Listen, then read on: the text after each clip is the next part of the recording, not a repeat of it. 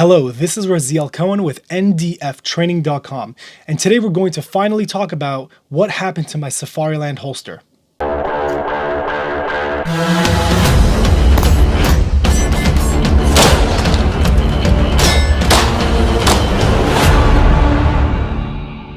So if you watched the previous video on this topic, this is kind of a part 2 to what happened. When I went to take a class with Condition Gray, it was a great class. It was very informative. We spoke about a lot of things and talked about a lot of things. One of the things we spoke about was gear. Now, when it comes to gear, you always want to test it to the limit. Now, with that being said, I try to have at least 2 of different stuff that I currently own to be able to train with one and not worry about the other one being damaged or broken. One of the greatest companies when it comes to retention holsters is Safariland. They have a gold standard brand. Everyone knows who they are. Most law enforcement and military people will use a Safariland holster in one capacity or another, and they're an excellent holster. With that being said, everything has a limit in their capabilities, and Safariland isn't any different. When we were training with Condition Gray, one of the drills that we were doing was doing in the prone position, as well as being kind of on our side and shooting from very odd angles, which is all very beneficial to be able to learn. And there are 2 issues that came up when we were doing this training, which ultimately prompted this video. Before we get too deep into the video, we are now offering online training courses. If that's something you might be interested in, if ammunition is too expensive and you're not able to get yourself out to the range, or you're a new shooter and you're not sure where to start, we're offering a lot of different classes online that you can now take in the comfort of your own home to be able to gain a lot from that. If you're watching this on YouTube, you could click the link in the description below and that will take you to our website where you could check out those courses. Or if you're watching this on Instagram, you could click the link in our bio and see all the options that we have available there. So during the class, the majority of the people that were at that class were law enforcement officers, and they were all training with their own gear. There were a few guys who were in like full combat attire. Other guys were more like civilian casual clothes, but they all were using some form of Safariland holster just because that's kind of the gold standard when it comes to duty gear. And midway through the class, we started having issues and people weren't sure if it was just them, if it was just their holster, or if it was something that was just going beyond the limits of what this holster is capable of. One of those things was that the ALS system inside the Safariland holster was failing. And for me, in the beginning, I didn't realize why that was happening. And I posted a video earlier where I'll try to roll in the clip where I was trying to get the gun out of the holster, but it completely locked up and it was not able to be drawn. I had to actually whack it a few times to be able to actually get it out. This was the only clip that I actually caught on video, but throughout the rest of the class, I actually wasn't able to even reholster my gun at all.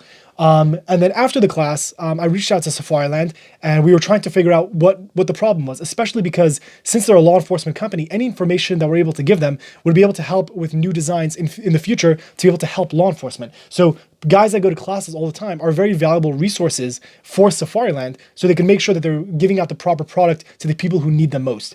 So when we were going through the different scenarios, one of the things you might have seen in the video is we were training in sand, and it was very light sand. It was very thin. Everything was very like dusty. Anytime someone tried to reholster, there was going to be sand there, which is one of the benefits of the Safariland having holes on the bottom that sand and shell casings could be ejected if you choose to remove like the plug or the flashlight plug, which is a very good thing.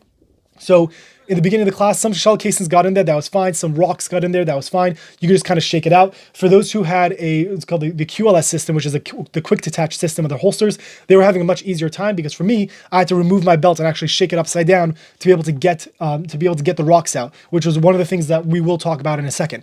So that wasn't really a big issue. What ended up happening is what caused the ALS system to fail.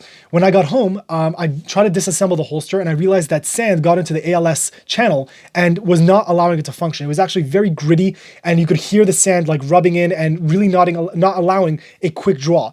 In the beginning of the class, we were averaging around a 0.8 second draw from the holster. And then after that point, there was nowhere near that number simply because we weren't able to smoothly release the ALS system to be able to draw the gun. So in my opinion, this is just my opinion and based on what I've seen at the class, if you're someone who works at the beach or anywhere that there's going to be a high amount of sand and the potential for you to be rolling around in sand, I don't think the Safariland ALS would be right for you, simply because it was not able to function the way I expected it to. Now, that's not a flaw with the holster. It's just a mechanical item that if there's mechanical moving parts, little particles of sand that would get into that system, it's very realistic that it's able to malfunction and break. So that was the first issue we had. The second issue we had is that the gun wasn't even able to get back into the holster.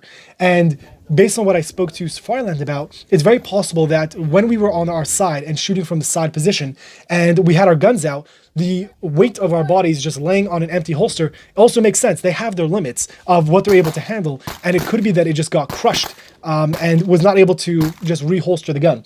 When I got home, I heated up the holster, I removed a lot of the screws, I kept refitting my gun to the holster, and eventually it did get better, but it's not near what it used to be. So after speaking with Safariland again, we spoke about it. We talked about different things that I could try to do to remedy the situation. And ultimately they said that it seems like the holster is not going to function to the standard that they'd like it to. So they asked me if they could send me a new holster, which is very amazing of them. They have incredible customer service, like awesome people. So they said we could actually send you our new series, the 7000 series, which has a different mix of like polymer material, and it should be more rigid. Now they said, again, it's still not designed to be able to handle full body weight on the side because it's still Kydex is Kydex. It's able to break, it's able to get damaged. So they said it just might be something you want to keep in mind. So they sent me the new Safariland 7000 series holster, and there are a lot of pros and cons to it, but that might be something also worth mentioning in this video. So I'm going to do close-ups of both of these holsters. So the first one you're seeing right now is the Safariland 6000 series holster, and the second one you're seeing right now is the 7000 series holster. Initially, the new one looks really, really nice. The material definitely feels stronger. The original 6000 series kind of has almost more of like a rubbery feel, versus the 7000 has much more of like a Kydex feel, which you could tell is benefiting to the structure and the integrity of the holster, which is very nice.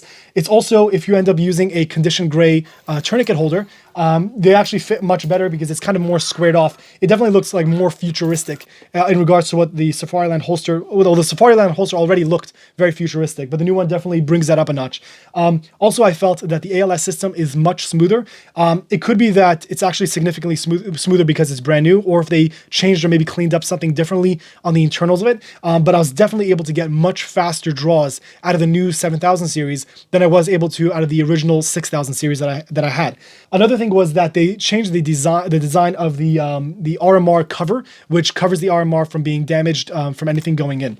Now, for the majority of the things that I've seen with this holster so far, there's a lot of benefits. However, there are a few things that came up that I've been looking at that I haven't had an issue yet, but I could definitely see a problem coming up in the future, which is why I actually changed up a lot of the gear that I'm currently using to accommodate for this Safariland holster. Now, during the class, I was using the Wilder Tactical Minimalist belt pad for the setup, and it worked very well. However, once we started moving around a lot more and being much more aggressive, this belt was not designed for very, very high aggressive use, because since it's just a belt pad that just sits with friction, the more you move around and the more you wiggle around, the more likely you're able to have that shift of the holster just moving up and down, and you won't necessarily get a proper draw every time because the holster won't be exactly where you want it to be. So I actually switched over for now to the Rigger Arms it's called a belt setup, which is so far been very nice. It's an inner and outer belt setup. I've always liked the Wilder Tactical Minimalist belt, and it works well for what it is. But if you're looking for a more structured duty belt,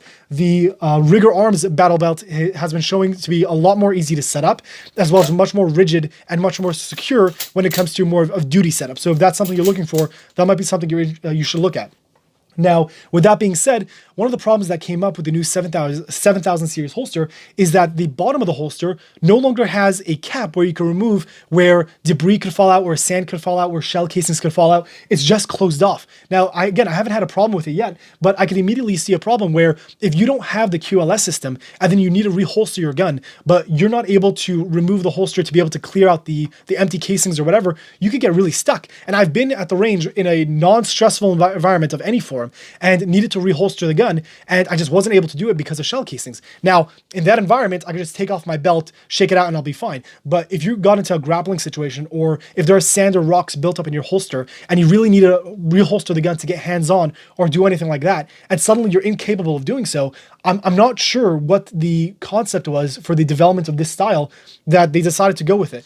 I'm sure there's more to it than I understand, but Just from an initial perspective, me looking at the new holster, it's very nice in a lot of respects. But that seemed to be a very important part for a lot of people, because even during this class, if I wasn't able to shake out the rocks, I'd be in a really bad situation. So I ended up going with the QLS system, the quick detach system. So at the minimum, if I really needed to, I could detach the holster, shake it out, and then reclip it, and it won't take that long.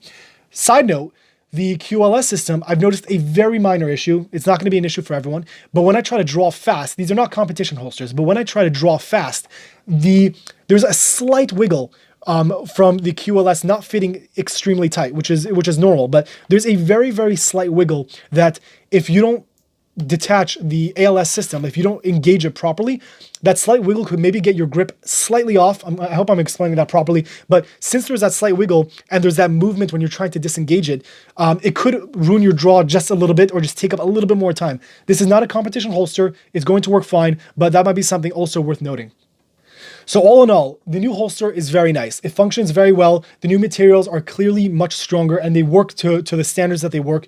The only thing is, again, I'm not sure what your environment is going to be in, but if you're someone who might be in an environment where rocks, debris, or things like that could get into your holster, I'm just saying this is something you might want to consider with the new 7000 series to make sure that you have an ability to be able to clear that out, because it doesn't have like a bottom venting hole to be able to remove any of the dust or the debris or the rocks that might potentially get into it. Otherwise, you might want to stick with the 6000 series, which is also a great holster. There's nothing wrong with it. But again, for both of these, I would imagine, or any holster, I would imagine, that has a quick detach or ALS style system, sand is able to damage a holster. They're not invincible. Everything is going to have its limitations, and any company that says otherwise is probably lying to you.